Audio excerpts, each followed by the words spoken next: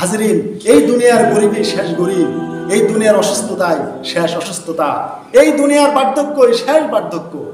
আর কোনোদিন জান্নাতে গেলে অসুস্থ হবে না, তার মুখে থুতু হবে না, তার বগলের পশম উঠবে না, নাভির নিচের পশম থাকবে না, তার পেশাব পায়খানা থাকবে না, আর কোনোদিন তার রোগ হবে না। এই জন্য দুনিয়াতে ধৈর্য ধরতে হবে। আল্লাহ যাদের রোগ দিয়েছেন রোগের উপরে ধৈর্য ধরতে হবে। যাদের চেহারা খারাপ দিয়েছেন সবর করতে হবে যে আমার এই চেহারাই খারাপ, এই তো এই দুনিয়া পার হলে সামনে একটা জীবন আছে, ওখান থেকে আল্লাহ আমার চেহারা ভালো করে দিবেন। এত চেহারা আল্লাহ করে দিবেন যে স্বামী স্ত্রীর থেকে স্ত্রী স্বামীর দিকে তাকিয়ে কত হাজার বছর কেটে যাবে, কেউ গুনতে পারবে না। এত নিয়ামত দিবেন। আল্লাহর সাথে জান্নাতের সবচেয়ে বড় মর্যাদা হচ্ছে আল্লাহর দিদার। যে আল্লাহকে না দেখে এখন ইবাদত করছি, সেই জান্নাতের মধ্যে সব আল্লাহর সাথে আমার আপনি সাক্ষাৎ হবে।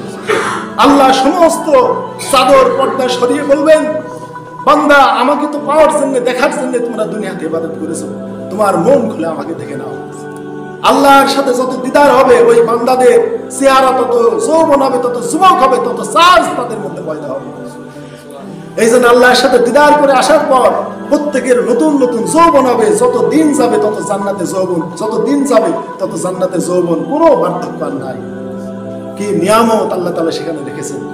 এই জন্য নবী দেখে এসে তো পাগল হয়ে গেলেন, উম্মতকে কিভাবে জাহান্নাম থেকে বাঁচানো যায় আর কিভাবে জান্নাতে প্রবেশ করানো যায়। নবী যে নিশ্চয়কে দেখে এসেছেন। নবীর কি দরকার ছিল তাইফে মার খা? নবীর কি দরকার ছিল এতগুলো যুদ্ধ জিহাদ? আল্লাহর এই দিনের জন্য সকল নবীগণ অকাতরে নিজের জীবন বন্ধ দিয়েছেন। কেউ আগুনে, কেউ কি আগুনে যাবে? আমার ইব্রাহিম আলাইহিস সালাম আগুনে কেন গেলেন? আমি আপনি একটা আঙ্গুল আগুনে দিতে যাব না কেন? তারা সবকিছু অবলোকন করেছেন। এই মানুষকে বাঁচানোর জন্য তারা কত কষ্ট মুজাহাদা করেছেন। হাজিরিন, আমরা আলেমরা আজকে আল্লাহর দিনের জন্য কারাগারে যাচ্ছি, কত আলেম ফাঁসির কাষ্ট গলায় নিয়ে ওভারে জগতে চলে যাচ্ছে। কেন? শুধু আল্লাহর এই দিনের জন্য, শুধু মানব জাতিকে জাহান্নাম থেকে বাঁচানোর জন্য। এই কোরআন ও হাদিসে আল্লাহ কত জাহান্নামের বর্ণনা দিয়েছেন, যেগুলো পড়লে চোখের পানি রাখা যায় না।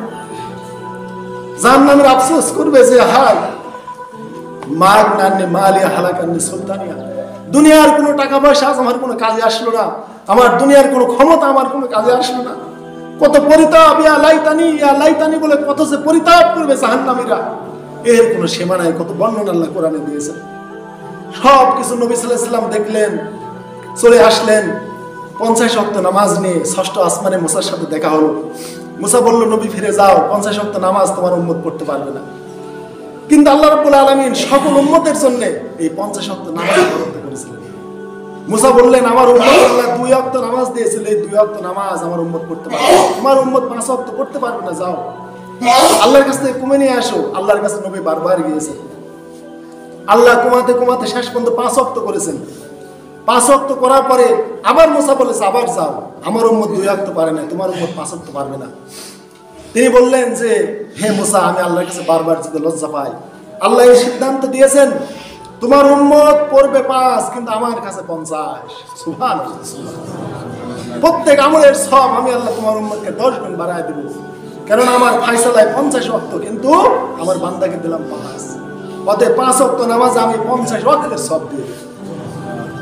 এই সকল মেরাজের এই ওজিয়া নিয়ে আল্লাহ তাআলার পক্ষ থেকে সবকিছু নিয়ে এসে আমাদের নবী সাল্লাল্লাহু আলাইহি ওয়াসাল্লাম এই দুনিয়াতে চলে আসলেন ফজরের পূর্বে বা ফজরের সময়। তাহলে হাজিরিন, এই যে আমার নবীর জীবনের মেরাজ ঘটলো, এটা হচ্ছে সত্য।